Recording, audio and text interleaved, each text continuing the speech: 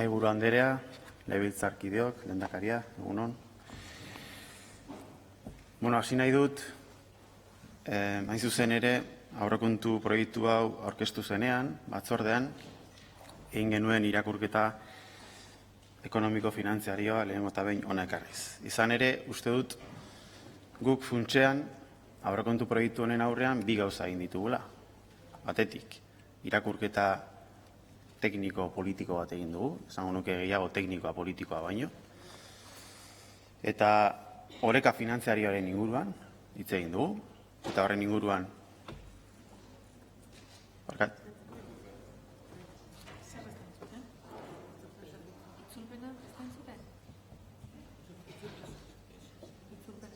Itzulpen zerbitzua mesedez. Orain, bai? Bai? Vale.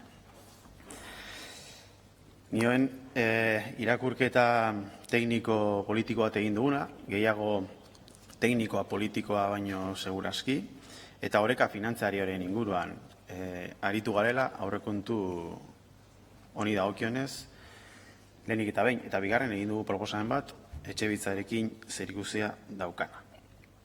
Orduan, lehenik eta behin, guk egin dugun azterketa teknikoari erreparatuz. Lehenengo gauza esan genuen aurrekontu proiektu honen aurrean, da, aurrekontu proiektu hau ez dela edakorra, edo ezin daitekela edakorra edo espansibo gisa kontsideratu. Hori esan duguna.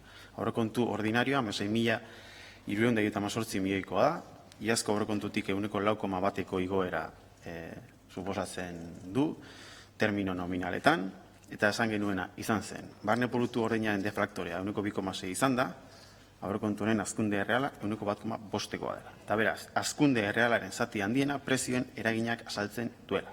Eta eskura dauden baliabideen volumen erreala ia egonkor mantentzen dela. Hori esan genuen lehenengo gauza. Zergaitik esaten dugu hau?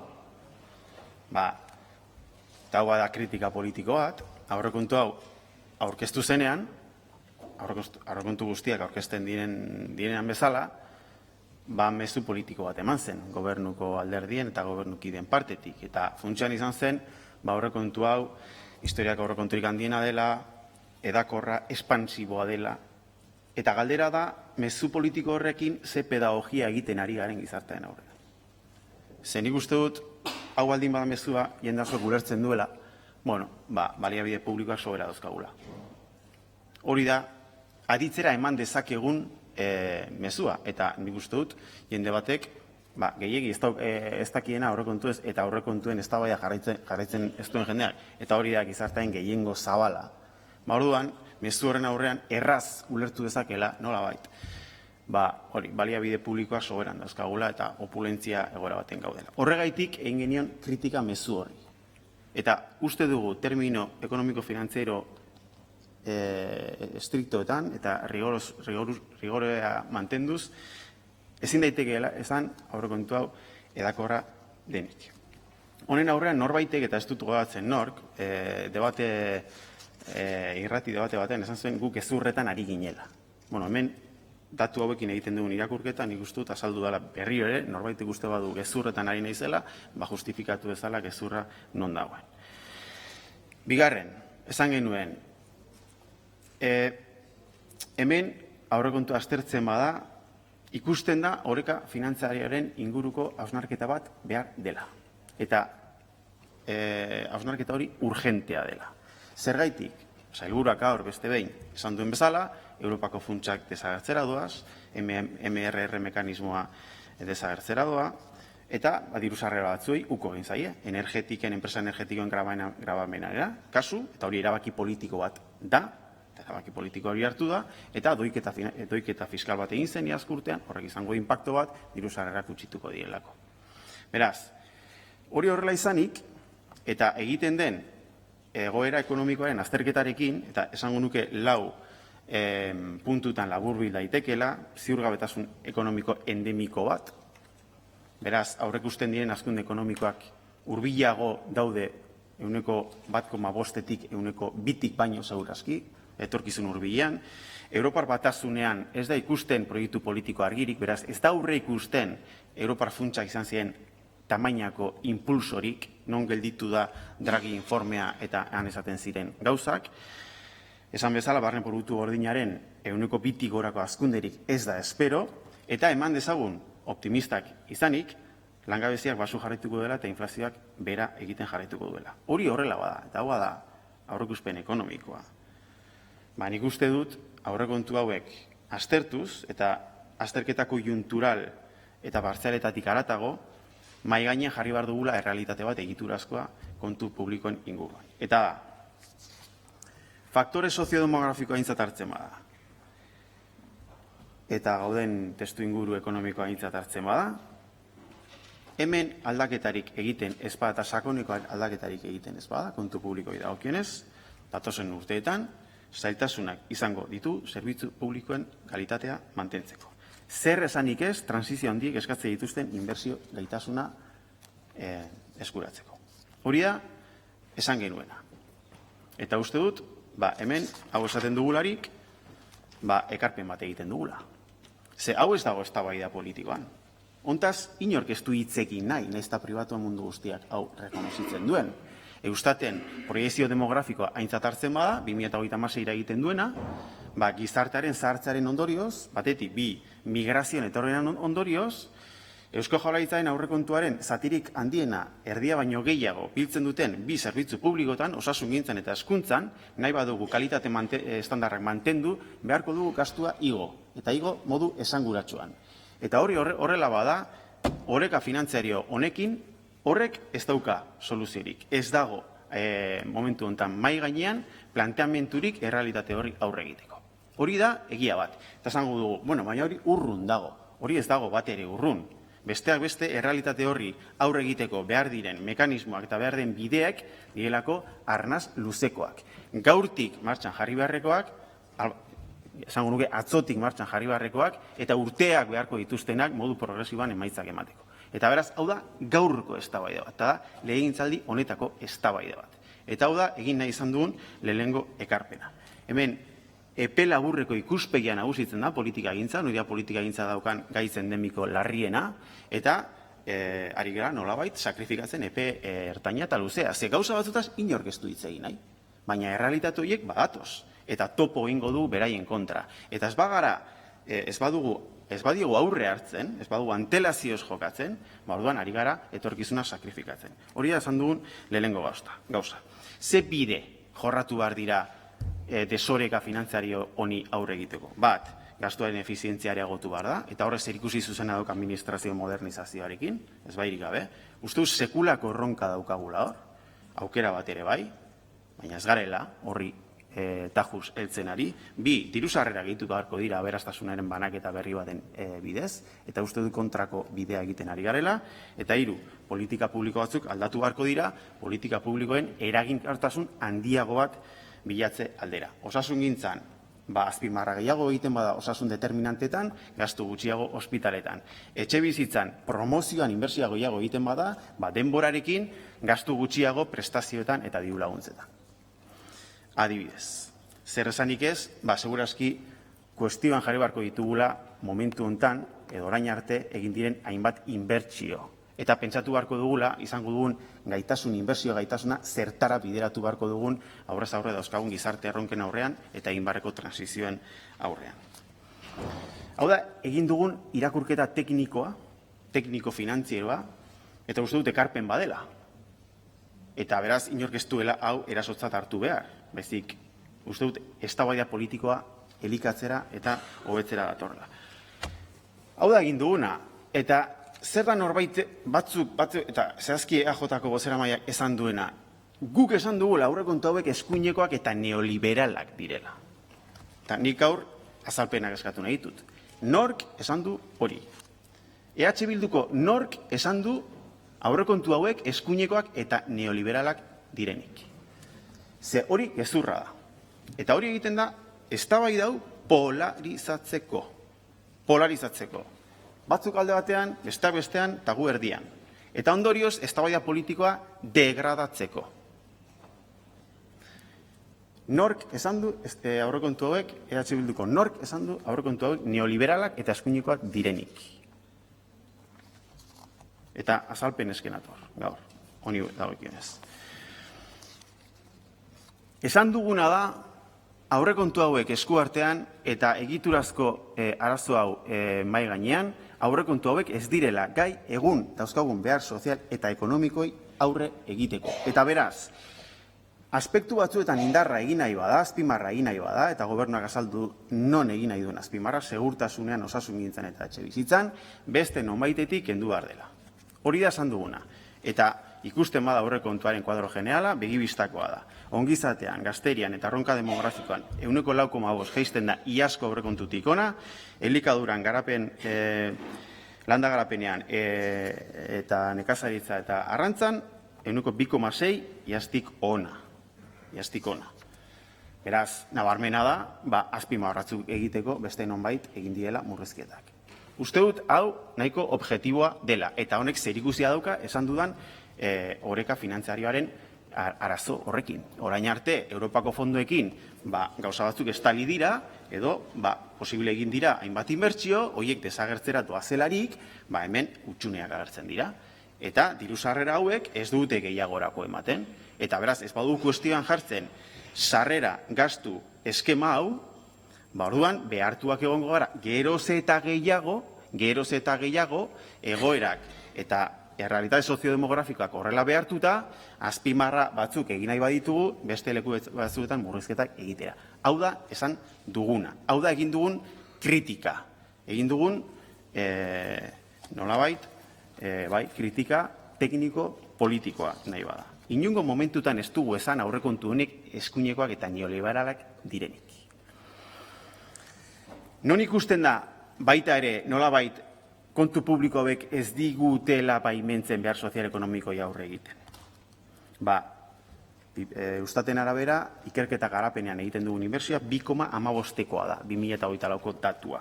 Konpromisoa 2028an 3%ra igotzea. Eta beraz, uste dut, konpromiso horren norabidean motelgoa zela. Eta inbertsioa areagotu beharko litzatekeela. Ez egiten ari gabe neurri segurazki azkarragoan. Eta behar sozial ekonomikoi dagokionez, nolabait zera handiena edo arrabots handiena sortu duen gaia EHU izan da. Komunikabideetan egon baita, hain zuzenera, aurrekontua lotuta gaiago. Txoke instituzional bat gertatu da. Eusko Jaurlaritzaren eta EHUren errektoretzaren artean. Ez da ezoikoa. Txoke instituzionalak ikusi ditugu berriki adibidez Bizkaiko garraio patzuergoan, edo Arabako eta Gipuzkoako aldundiaren artean Y-koaren eta Nafarroan arteko loturari dagokionez. Eta beste batzuk larriagoak, adibidez Ertzaintzaren eta Segurtasun Sailaren artean. Ez da gauza hain ezoikoa txoke instituzional bat gertatzea eta kriterio desberdinak egotea finantziazioen inguruan EHUren eta, kasu honetan EHUren eta gobernuaren artean. Sailburu jauna, batzordera jo zenuenean, aurrekontuak aurkeztera, aldez aurretik blogean artikulu bat idatzi zenuen, non, esaten zenuen, urriaren 29an errektoreak agerraldia egin zuela azpi finantziazioa salatuz, eta ordu berean EH Bilduk batzordean ikasle kontseiluko 2 ordezkari eta alabek beste 2 batzorderatu zituela. Eta nolabait, iradokitzen da nahiko modu esplizituan, eta amaieran esaten da, ez duzula pentsatu nahi ariete politiko gisa erabiltzen ari denik unibertsitate publikoa gobernuaren kontra. Nik uste dut hor, aurreritzi batez jokatu zenuela, eta iradoki zenuela EH Bildu ari zela gobernuaren kontra unibertsitate publikoa baliatzen edo instrumentalizatzen. Blogeko sarrera hori irakurtzen bada, askok egin dugun interpretazio horretarako ematen du. Ematen du, baina hemen interpretazioak importantea dira, batez ere, gobernu ordezkari batek egiten dituenean, eta publikoki eta blog baten bidez. Zein da guk izan dugun jarrera txoke instituzionalen aurrean? Uste dut, batzorde hortan nire kide Ander Goikoetxeak adierazi zuen posizio horrek nahiko ondo reflejatzen duela. Zein izan den gure posizioa, EH Bildurena, txoke instituzional honen aurrean. Zer da esateko daukaguna? Uste dugula zuzentasun instituzionala nagusitu behar dela, alde guztietatik, eta EHUren finantzazioen inguruan hitz egin behar dela. Baina hitz egin behar dela beste modu baten. Eta uste du, egon den anabasa hontan eta publikoki eman den eztabaida hontan, nolabaiteko agenda bat marraztu dela, nondik abiatu elkarrizketa lasai, patxadatzu bat emateko eta aztertzeko zertan gauden ados eta zertan ez gauden ados. Ados ez egotea EHUko errektorautza eta Eusko Jaurlaritza gauza batzuetan normala izango da. Unibertsitateak autonomia dauka, autonomia universitaria aldarrikatzen du, gobernuak bere ikuspegia dauka, bere programa dauka, bere planteamentua dauzka, normala izango da. Nik uste dut beste gauza askotan ados jartzeko moduak badaudela. Eta guk identifikatu dugu, eman den eztabaida publiko hontan nolabaiteko agenda bat. Esango nuke 5 puntutan gutxienez jar daitekela martxan dialogo bilateral bat. Bat, azpigituren inguruan, 2, digitalizazioen inguruan, 3, sarrerako soldaten inguruan, 4, ikerketa teknikarien faltaren inguruan, eta 5, promoziorako dauden tapoien inguruan. Uste dut, hor eman daitekela elkarrizketa bat, eta elkargune batera iritsi daitekela hainbat gauzek. Baina uste dut, nahiko evidentea dela, eta partekatu dezakegula, nahi badugu puntako unibertsitate publiko bat, ikerketa puntakoa egitea, goi mailako dezentzia bat, unibertsitate publikoa behar duela finantzazio gehiago. Hori soilik behar du? Ez, hori baino beste gauza gehiago behar ditu. Finantzazioa da EHU dauzkan arazo guztien iturburua? Ez, arazo askotarikoa dauzka, baina uste dut, finantzazio falta bat badagoela, finantzazio gehiago ere behar dela, eta hori ere badela beste puntu bat non ikusten den aurrekontu hauek ez dutela permititzen dauzkagun behar sozial ekonomiko guztiei aurre egitea. Eta hau esan da, guk egin dugu proposamen bat, etxebizitzaren inguruan. Zerraitik etxebizitzaren inguruan proposamena? Aurpegiratu diguzu nola, esan genuen politika oroko plenoan etxebizitzarekin ez geundela ados. Eta lehendakariak erantzun zigun, hasi orduko jaisten ginela tren horretatik. Eta etxebizitzain importantea baldin bada, nola elkarrizketari eta negoziaziori uko egin, eta zeudela hainbat plantamentu, etxebizitza plan gidaria, lege proposamen bat, martxan, fondo baten aukera, eta hor bazegoela elkarrizketarako eta negoziaziorako paradarik. Hori izan zen jaso genuen erantzuna politika orokorreko plenoan.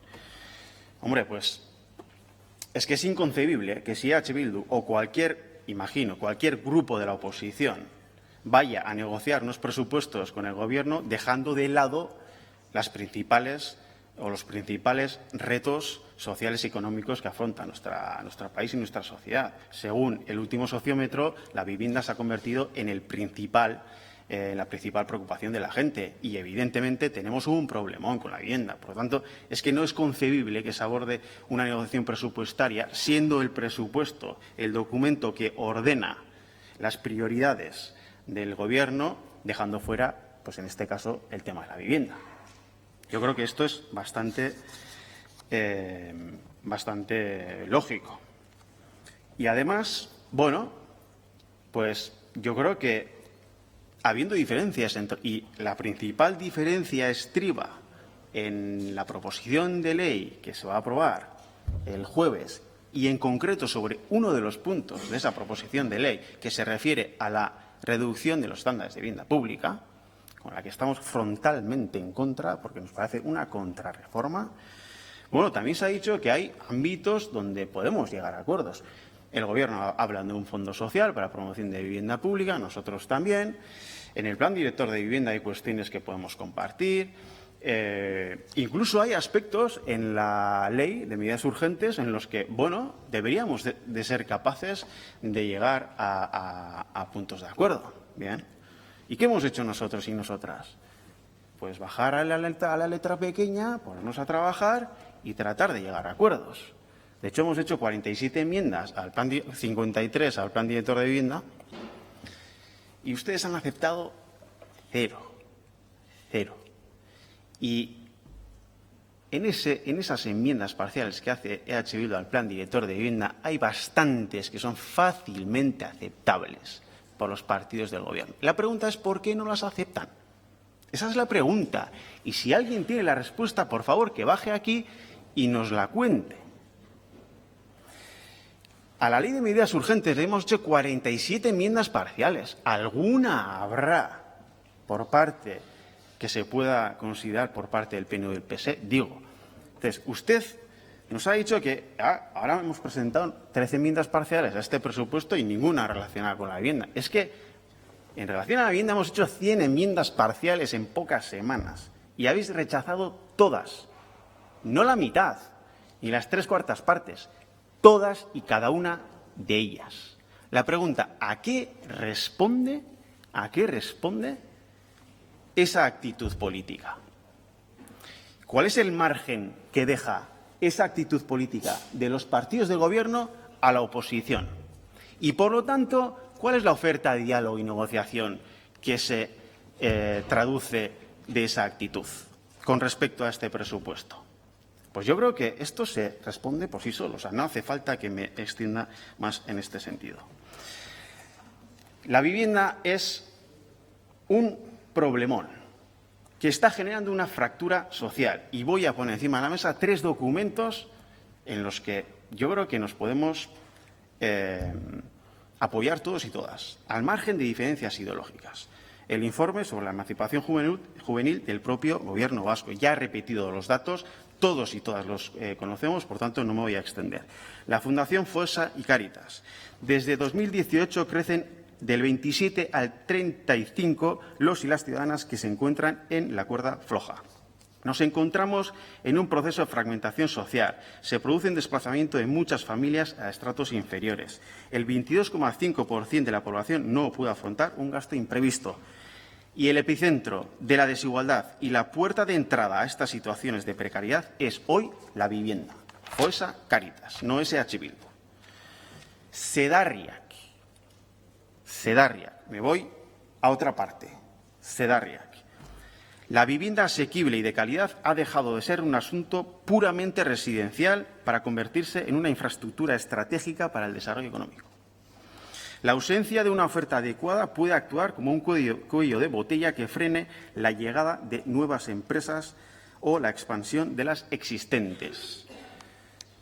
Cedarria cuantifica la inversión necesaria en los siguientes 10-15 años para hacer frente a la rehabilitación de la vivienda y la promoción de la vivienda en 5.507.000 millones en 10-15 años. Y toma Viena como referencia internacional, donde más del 60% de los residentes vive en algún tipo de vivienda social o protegida. Bueno, pues hay cuestiones en las que no estamos de acuerdo, pero si todas y todos, salvo excepciones, en esta Cámara podemos dar por buenas las ideas recogidas en el documento Cedarriak, en el documento FOSA y en el informe sobre emancipación juvenil, pues espacios de encuentro podría haberlos. Pero para eso hace falta voluntad de negociación. Y si EH Bildu hace 100 enmiendas parciales y no se acepta ninguna, evidentemente lo que se demuestra de forma explícita es que no se tiene voluntad de negociación. Yo creo que esto es evidente. Los precios están en máximos históricos y según el último dato del INE, en los últimos 4 trimestres el crecimiento del precio de la vivienda ha estado por encima del 10%. ¿Cuál ha sido nuestra propuesta en relación a la vivienda? Yo creo que todos y todas convenimos, en mayor o menor grado, que una política de vivienda capaz de hacer frente a esta situación, entre muchas cosas, como condición necesaria, pero no suficiente, exige incrementar el volumen de inversión en vivienda pública, vivienda asequible. Es decir, que el volumen de inversión tiene que subir a otra escala en la que no se encuentra hoy en día con los 20 millones que este presupuesto destina al Fondo Social de Vivienda. Hemos hecho un cálculo sobre la demanda que se prevé en los siguientes 10 años, la inversión que eso requiere y entendemos, según nuestros cálculos, que con 1.000 millones de inversión pública podemos atraer 1.000 millones de inversión privada social y hablamos directamente de las EPSVs y de las fundaciones bancarias. Y hemos estado con los responsables de las EPSVs y las fundaciones bancarias a la hora de contrastar esta posibilidad. Y que con 2.000 millones de capital podemos apalancar financiación del BEI y del ICO. Y en este sentido hemos sido bastante conservadores, entendiendo que 2.000 millones de capital pueden apalancar 1.000 millones de financiación y, por lo tanto, llegar a un volumen de inversión de 3.000 millones de euros que entendemos suficiente para responder a la demanda que vaya a haber los siguientes años de nueva vivienda. Argumentos en contra de esta propuesta. Primera, no es viable técnicamente. Ez da bideragarria teknikoki. Horren inguruan izan genuen eztabaida. Gu proposatu genuen lantalde tekniko bat sortzea, gobernuaren eta EH Bilduren artean. Aztertzeko egon daitezkean aukera guztiak. Ez da erreza, badakigu ez dela erreza. Baina etxebizitza larrialdiari aurre egiteko behar diren politikak eta behar diren jardunbideak ez dira inoiz errezak izango. Hau da, egiten ari garena eginda ez dugu etxebizitza larrialdia soluzionatuko. Baina posible bada. Eta norbaitek azalpena nahi baditu, nire replikan emango ditut azalpenak nola uste dugun kontableki eta teknikoki posible den vehikularizatzea inbertsio publiko-pribatu bat, non no se considere eso como inversión financiera, por lo tanto compute como deuda. ¿Vale? ¿Hay una discusión? Sí, hay una discusión. ¿Es técnicamente viable? Sí. ¿No es fácil? No, pero se puede hacer. Se puede hacer. Eta bigarren argudio bat, no tiene sentido comprometer 1.000 millones de euros porque en todo caso la inversión que se vaya a hacer va a ser escalonada, ¿no? Entonces, este año hacemos 20, el año que viene otros 20, ya iremos haciendo las cosas, ¿no? Ya. Baina, baldin eta denok baldin badakigu, etxebizitza larrialdiari aurre egiteko behar den inbertsio volumena hau dela, eta horrek eskatzen badu plangintza integral eta iraunkor bat, eta bi, baldin badakigu 2026 urtean gauza asko egiten hasi gaitezkeela, orduan, ez daukana zentzuri da, gaurtik ez konprometitzea behar diren rekurso publikoak, gaurtik ez jostea aliantza bat kapital pribatu sozialarekin, eta gaurtik ez hastea horrekin, kapital horrekin, finantzazioaren bilaketa.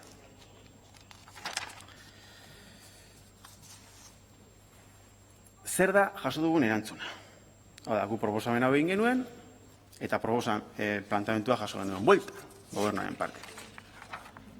Nahi bada, gero replikan emango ditut argibideak, eta non dagoen diferentziak, eta non ikusten dugun gobernuak egin duen planteamendu honek ez daukala oinarri argirik, eta dozen kasutan egiten den inbertsio publikoari daukenez ez nahikoa dela. Gobernuak egin zuen planteamendu. Baina dozen kasutan planteamendu horrekin 2026ko aurrekontu proiektua etzen aldatzen. Zan ezertan aldatzen. Hau da, ez zegoen inolako konpromiso presupuestariorik 2026ari begira. Bai, nik ez dute ezagutzen inor aurrekontu akordiorik egin duenik, non ez den jasotzen konpromiso presupuestariorik, hau da, akordioaren ondorioz ez den aurrekontu proiektu aldatzen, eta beraz, egiten den promesa bat, hartzen den konpromiso politiko bat, esaten da, nik, hurren 10 urtetan, inbertituko ditut 500 milioi. 2026ko aurrekontuan, 20, ez da hori aldatzen. Eta beraz, zuk, baimar duzu, gaztera esaten da bezala, un acto de fe, ez da? Eta, egizu akordio nirekin, ez? Promesa horren truke. Ez dut ezagutzen halako akordiorik inoiz gertatu denik. Izango litzateke kuriosoa, ez? Ez hori bagarrik. Bigarren puntuan, eskatzen zaiguna da, urgentziazko neurrien lege hori geure egitea. Zeinari 57 zuzenketa partzial egin dizkiogun eta ez diozuen bakar bat ere onartu. Nik uste dut, plantamentu hori dagoela egina, elkarrizketei uko egiteko, elkarrizketak eteteko, negoziazio hori gertatu ez dadin, eta bertan bera bukatzeko prozesua. Hori da, uste duguna. Eta horregaitik gain zuzen ere, batetik, negoziazioari atea gitsi zaizkiolako, eta ekainetik ona eman diren prozesu parlamentario desberdinetan, gobernuko alderdiek argiki eman dutelako mezu politiko bat, ganbara honetan eta gizarteari EH Bildurekin akordiorik ez, eta aurrekontu negoziazio edo elkarrizketa prozesuaren bilakara ikusita, eta azkenengo proposamena egin dena, proposamen bakarra egin da, mahai gainean egin dena ikusita, argi daukagu, hemen ez dela borondaterik egon gobernuaren partetik gurekin aurrekontua negoziatzeko. Batetik horregatik eta bestetik, Etxebizitzaren auziari heltzeko konpromisorik ikusten ez dugulako, hau da, behar den inbertsio berri horren eskalara jauzi egiteko borondateri ikusten ez dugulako, konpromisori ikusten ez dugulako, are gutxiago 2026ko aurrekontuan bertan, horregaitik eskatzen dugu aurrekontu hauen itzulera. Eskerrik asko. Eskerrik asko. Otxandiano jauna, aurkako txandan, Euskal Sozialistak, Corcuera anderea, zurea da hitza.